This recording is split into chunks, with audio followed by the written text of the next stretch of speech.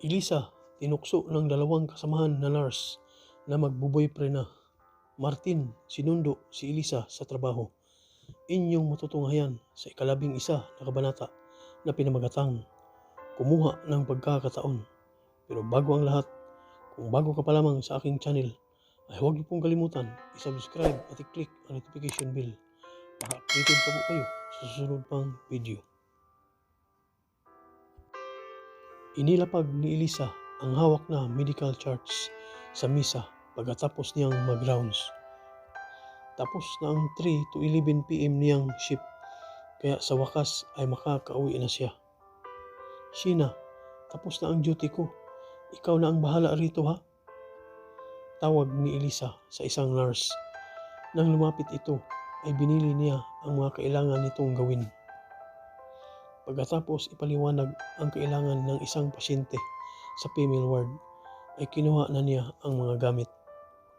Oh, paano? Alis na ako ha? Paalam ni Elisa sa kaibigang nurse.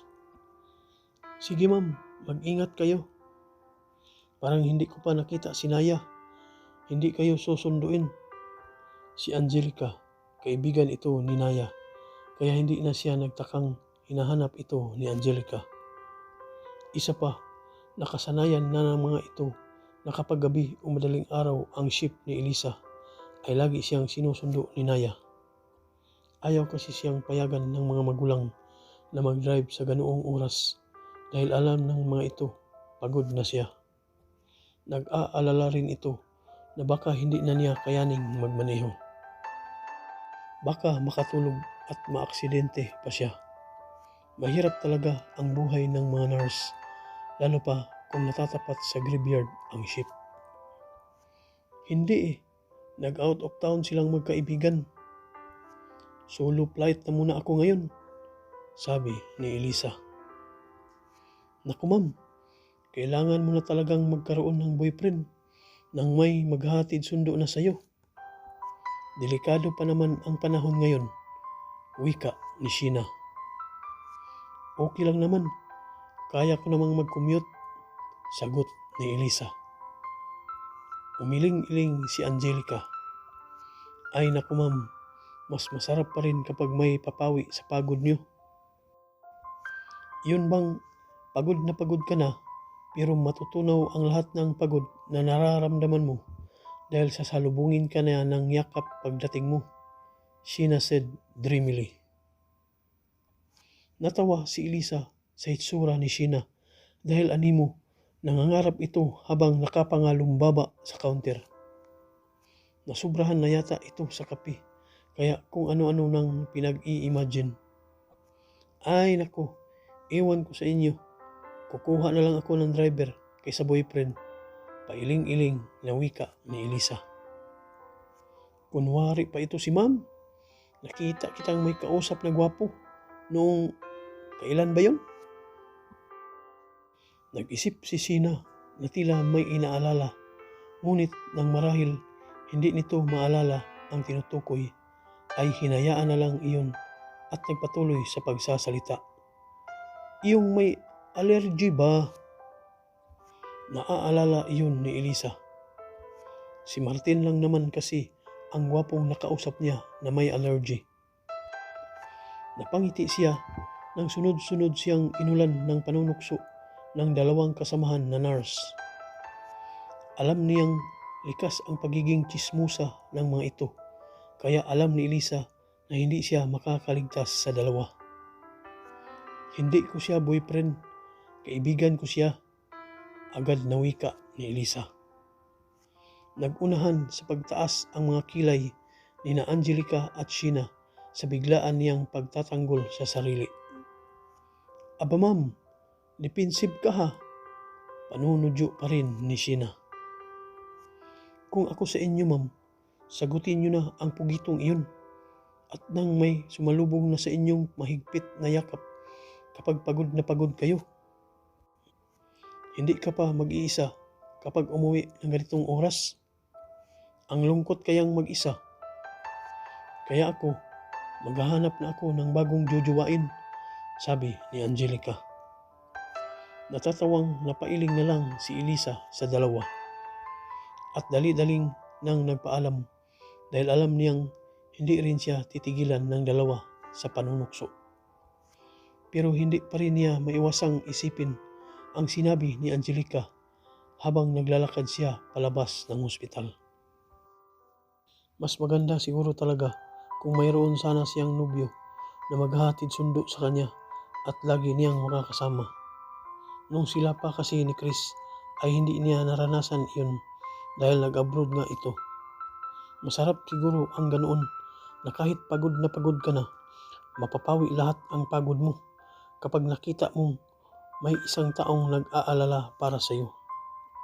Oh well, zero ang love life kaya magtiis.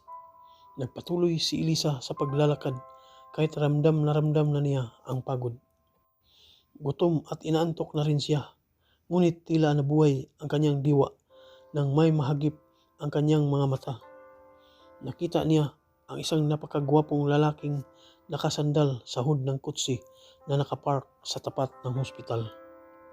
Kahit inaantok na siya, ay kilala niya ang lalaki. Si Martin iyon. Nagtatakang nilapitan niya ito. Martin, anong ginagawa mo dito? Tanong ni Elisa. Sinusundo ka, nakangiting wika ni Martin. Napagkaganda ng ngiti nito na animo ay nalulusaw lahat ng pagod na nararamdaman niya habang tinitigan ang mga mata ng lalaki. Bakit? Kunot noong tanong ni Elisa. Tinatawagan ako ni Naya. Ako na raw muna ang sumundo sa iyo, sabi ni Martin. Nagtataka man ay iniabot niya kay Martin ang bag na dala nang hingi nito iyon. Pagod ka na ba? Halika na at ihahatid na kita sa inyo, sabi ni Martin, saka siya pinagbukas ng pinto ng kotse. Tumalima naman siya, ngunit hindi niya maiwasang pagmasdan si Martin at sundan ng tingin ang bawat galaw hanggang sa makaupo na ito sa driver seat. Kung tutuusin ay simple lang ang ginawa ni Martin, ngunit parang may mainit na bagay na lumukob sa kanyang puso dahil sa pinagagawa ng lalaki. For the first time in her life, she felt really important. Ang sarap pala ng ganoon. Yung kahit pagod na pagod ka, ay may mag-aasikaso pa sa iyo. Sana lang ay maranasan niya iyon araw-araw. Ang swerte ng magiging nobya ni Martin dahil ubod pala ito ng sweet. Salamat Martin, pasensya na ha, naabala ka patuloy. Naku, okay lang. It's nothing, he smiled charmingly. Napasinghap pa si Elisa nang pisilin nito ang kanyang baba at kindatan siya. Grabe, kung ganito ba naman kagwapo ang susundo sa kanya araw-araw, kahit akuin na lang niya ang lahat ng graveyard shift. I always wanted you to be safe. The way he said, those words sounded so gentle. Para bang ipinaglilihi siya ng malamyos na tinig nito. Napakasarap pakinggan na nag-alala ito para sa kanya. Kung tutuusin, mula nang maging okay at tumigil na sila sa pagbabangayan, ay laging nagmamalasakit sa kanya si Martin. Ubod pa ito ng bait na ni minsan ay hindi niya nakita noon sa binata dahil naiinis talaga siya rito. Salamat talaga at sinundo mo ako. Ang totoo ay parang hindi ko na rin kakayaning magbas dahil talagang napapagod at inaantok na ako. Kinusot ni Elisa ang kanyang nanalabo at namumungay na mga mata at hindi na rin niya napigilan ang kanyang paghikab. Nakita pa niya ang pagngisi ni Martin nang humikab siya. Pasensya ka na, agad na hiningi niya ng paumanhin. Okay lang yun, mukhang pagod ka na talaga. Mahihimigan ang pag-alala sa tinig ng lalaki. Ngumiti ito at naaaliw na pinagmamasdan siya. Bigla tuloy siyang nakonsyus sa itsura at agad na napadako ang kanyang kamay sa buhok upang ayusin iyon. Naku, pasensya ka na uli. mukha na akong zombie. Alam mo naman buhay nurse, graveyard shift. Ngunit sa halip na madisappoint sa pagod na hitsura niya, ay lalo pa siya nitong pinagmasdan na animo ay siya na ang pinakamagandang babae sa paningin nito. Hindi alam ni Elisa kung bakit. Kahit walang sasabihin si Martin, parang ipinababatid nito na kahit magmukha na siyang rakon, ay siya pa rin ang pinakamaganda para sa paningin nito. Ang ganda mo namang zombie. He smiled a dazzling smile that showed all of his teeth. Inaantok na siya, pero aminado siyang nahuhulog pa sa karisma ng lalaki.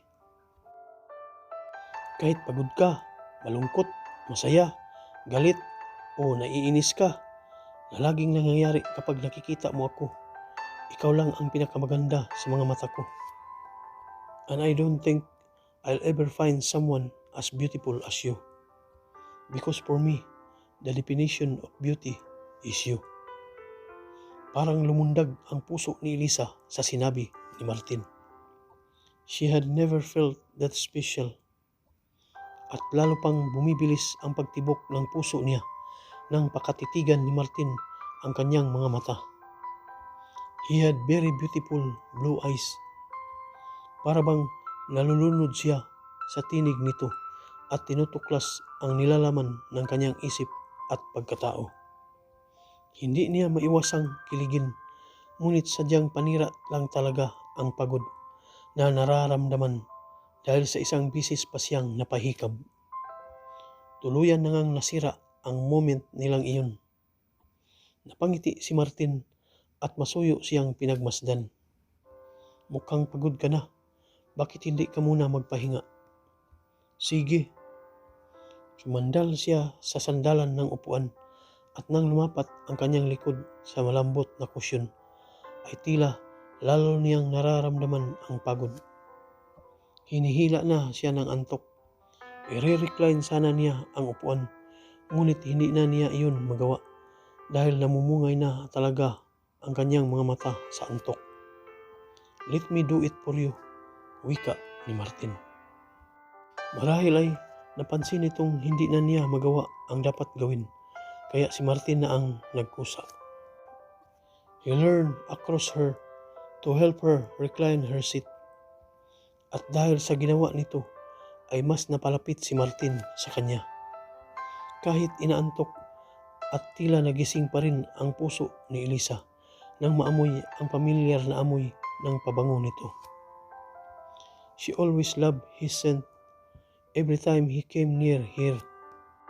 Para bang hindi siya magsasawa na amuyin ito at malaman na nasa tabi niya ito palagi.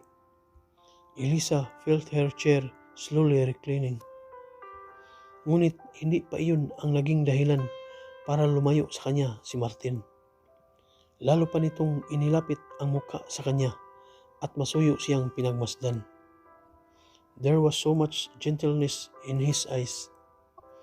Kung hindi lang talaga siguro siya inaantok at napapagod, malamang ay nawiwindang na ang puso niya sa sobrang kaba sa pagkakalapit nila. Sleep tight. Masuyong hinaplos ni Martin ang kanyang pisngi bago siya nito kinintalan ng halik sa noo. She would surely sleep tight because for the first time in several months, she felt peace, and it was because she knew that Martin was beside her. Masaya na si Elisa dahil si Martin na ang tagasundo sa kanya pagkatapos sa kanyang trabaho. Tuloy na kaya ang nararamdaman na kasiyahan ni Elisa? Abangan sa susunod na kabanata. At kung nagustuhan niyo po ang aking kwento, ay huwag niyo pong kalimutan i-subscribe at i-click ang notification bell para updated pa po kayo sa susunod pang video. Thank you for watching and God bless.